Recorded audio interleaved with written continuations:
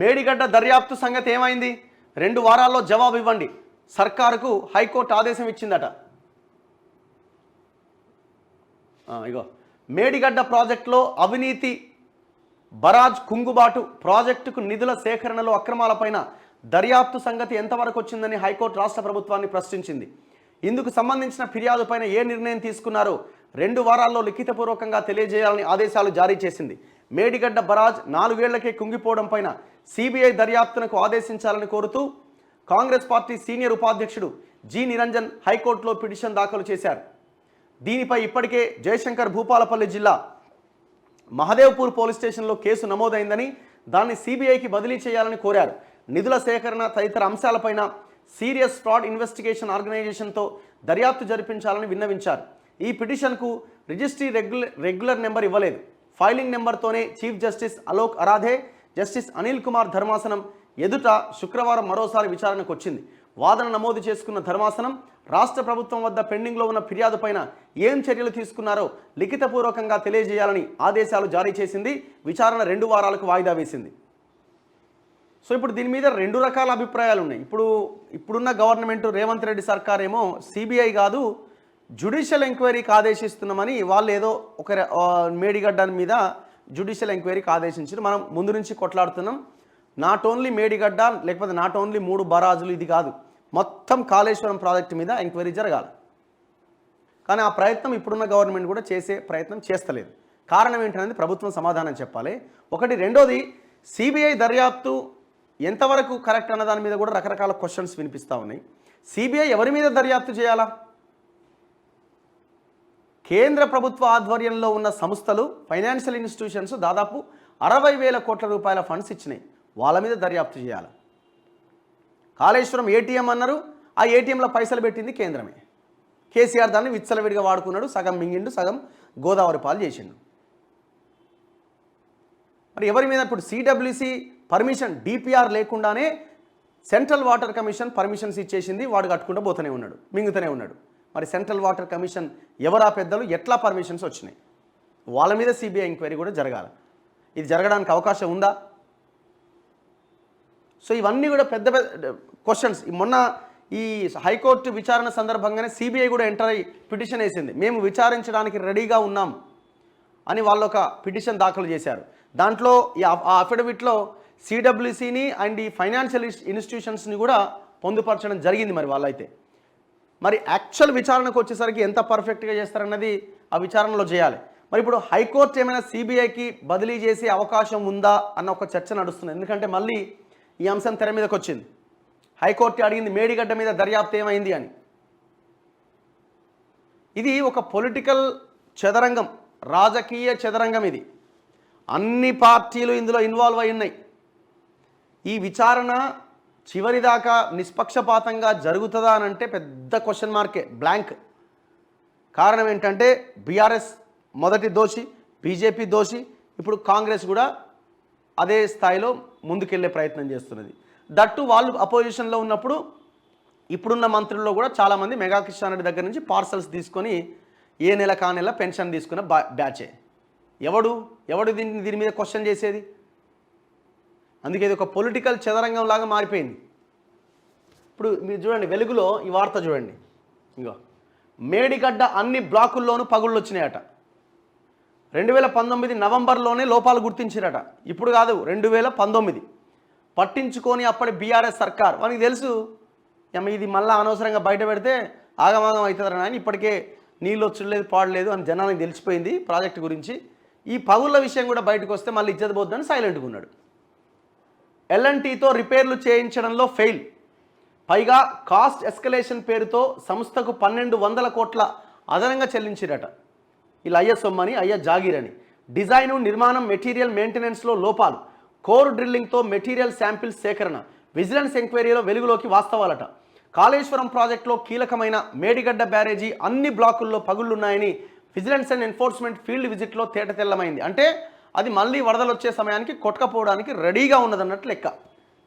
6 నుంచి 8 బ్లాకుల్లో డ్యామేజీలు ఇంకా ఎక్కువగా ఉన్నాయని, మిగతా 5 బ్లాకుల్లోని పిల్లర్లలో కూడా పగుళ్లు ఉన్నాయని నిర్ధారించారు. అయితే ఈ లోపాలు 4 ఏళ్ల కిందనే ప్రాజెక్ట్ ఇంజనీర్లు గుర్తించి రిపేర్లు చేసి సరిదిద్దాలి అని నిర్మాణ సంస్థ ఎల్ఎన్టీకి లేఖ రాశారు. మరి వాడు మురళీధర్ సపోర్ట్ చేయడు, దొంగ వీళ్ళ వెనకాలనే ఉన్నాడు కదా. కానీ నిర్మాణ సంస్థ వాటిని సరిచేయలేదు. సంస్థతో పనులు చేయించాల్సిన అప్పటి బీఆర్ఎస్ సర్కార్ కూడా ఈ విషయాన్ని పట్టించుకోలేదు. డిజైన్, నిర్మాణం, మెటీరియల్, మెయింటెనెన్స్ లోపంతోనే భారీ నష్టం వాటిల్లిందని విజిలెన్స్ గుర్తించింది. ఇలా గత సర్కార్ అంతులేని నిర్లక్ష్యం వల్లే మేడిగడ్డ బ్యారేజీకి పరిస్థితి వచ్చిందని ఇంజనీర్లు అంటున్నారు.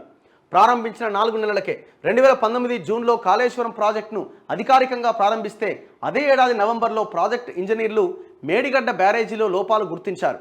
ఆ ఏడాది బ్యారేజీకి వచ్చిన వరదలతో సీసీ బ్లాకులు నదిలో కొట్టుకుపోయాయని, అలాగే బ్యారేజీలో పలు లోపాలు కనిపించాయని గుర్తించారు. అయినా వాటిని నిర్మాణ సంస్థ ఎల్ఎన్టీతో సరిచేయించడంలో అప్పటి బీఆర్ఎస్ సర్కార్ విఫలమైంది. దీంతోనే మేడిగడ్డ బ్యారేజీ కుంగిపోయే పరిస్థితి తలెత్తింది. 2022 ఆగస్టులో మేడిగడ్డ బ్యారేజీకి రికార్డు స్థాయిలో వరద పోటెత్తింది. ఆ వరద కారణంగానే బ్యారేజీ డ్యామేజీలు పెరిగినట్లు గత ప్రభుత్వ పెద్దలు చెప్పే ప్రయత్నం చేస్తున్నారు. అంటే ఇది అతి త్వరగా కొట్టకపోద్ది. ఇది వచ్చే వర్షాకాలం నాటికి ఇది ఉండదు ఇక. కానీ 2022 ఏప్రిల్ 28న బ్యారేజీలో లోపాలు సరిదిద్దాలని కోరుతూ ఎల్ఎన్టీకి ఇంజనీర్లు లేఖ రాశారు. బ్యారేజీలో 5 పనులు పెండింగ్లో ఉన్నాయని, 10 పనులు డ్యామేజీ అయినందున వాటిని సరిచేయాలి అని ఆ లేఖలో కోరారు. బ్యారేజీ బెడ్లో పేరుకుపోయిన చెత్తా చెదారం తొలగించాలని, అక్కడ పేరుకుపోయిన కాంక్రీటు, ఎర్త్ వర్క్స్ సహా ఇతర లోపాలు సరిచేయాలని, కాంక్రీట్ బ్లాక్లను యథాతథ స్థానంలో పెట్టాలని కోరారు. 7వ బ్లాక్లోని 17 నుంచి 20 వరకు వెంట్స్ దిగువన నీటి బుంగలు ఏర్పడ్డాయని, వాటిని గ్రౌటింగ్ చేయకపోతే భారీ నష్టం వాటిల్లే ప్రమాదం ఉందని హెచ్చరించారు. అప్పుడే ఎల్ఎన్టీతో రిపేర్లు చేయించి ఉంటే బ్యారేజీ కుంగిపోయేది కాదని గుర్తించారు. 2019లో బ్యారేజీ అందుబాటులోకి వచ్చిన తర్వాత ఫీల్డ్ ఇంజనీర్లు బ్యారేజీ నిర్వహణ బాధ్యతల్లో ఉన్న ఎల్ఎన్టీ వర్షాకాలం ప్రారంభానికి ముందు తర్వాత చేపట్టాల్సిన తనిఖీలు చేయలేదని విజిలెన్స్ గుర్తించింది. నాణ్యత లేని మెటీరియల్ అట. బ్యారేజీ నిర్మాణంలో ఉపయోగించిన మెటీరియల్లో కూడా నాణ్యత లేదని విజిలెన్స్ అధికారులు సందేహిస్తున్నారు.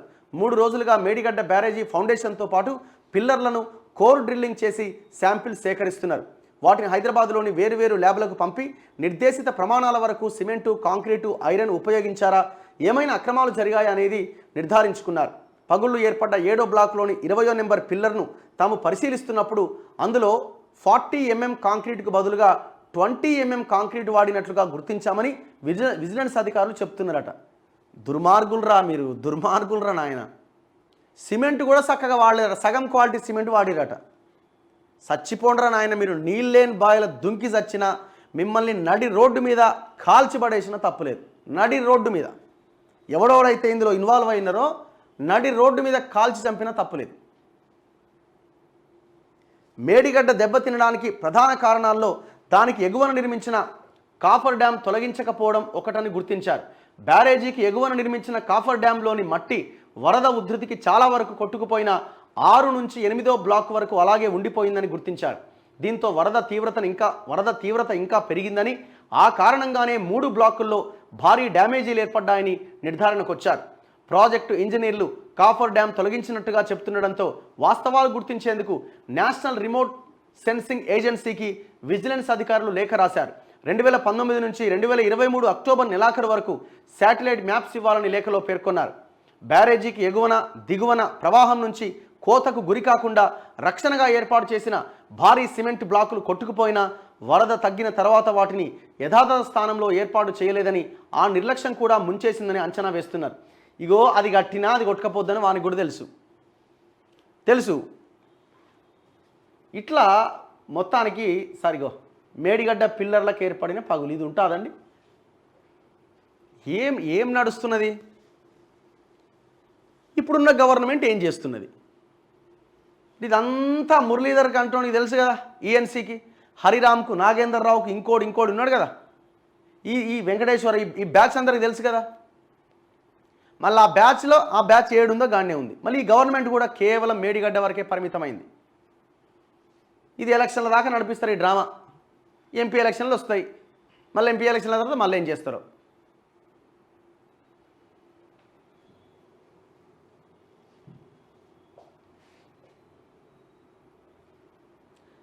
నేను చెప్తున్నా కదా, దీని మీద కనుక నిష్పక్షపాత విచారణ చేస్తే, దోషులని శిక్షించాలి అనుకుంటే వాళ్ళందరూ సచ్చేదాకా జైలు ఉంటారు, సచ్చేదాకా పెట్టవచ్చు జైల్లో. అరే డబ్బులు తిన్నా పని సరిగ్గా చేయలే, ఎంత ఘోరం అండి అసలు. పైసలు తిన్నారు, మరి పైసలు తిన్న పనన్న కరెక్ట్ కావాలి కదా. ప్రాజెక్టు పనికి వస్తుందో పనికిరాదు ఇవన్నీ వదిలేయండి, ఫస్ట్ పక్కన పెట్టండి. మీరు ఒక్కసారి ఆలోచించండి. వాడు ఒక ఇల్లు కట్టిండు కాంట్రాక్టర్ తీసుకొని, డబ్బులు తిన్నాడు, ఇల్లు అన్నా మంచిగా కట్టినానని కనీసం అట్లన్నా ఆలోచిస్తాం ఒక పాజిటివ్ లైన్లో. పోనీ నీ అమ్మ వాడు తినడేమో కానీ ఇల్లు అయితే మంచిగా కట్టిండని. పైసలు తిన్నారు, పనికి మాలిన ప్రాజెక్టు కట్టి చివరికి క్వాలిటీ లేని కట్టడం కట్టిరు. ఏం చేయాలి మిమ్మల్ని?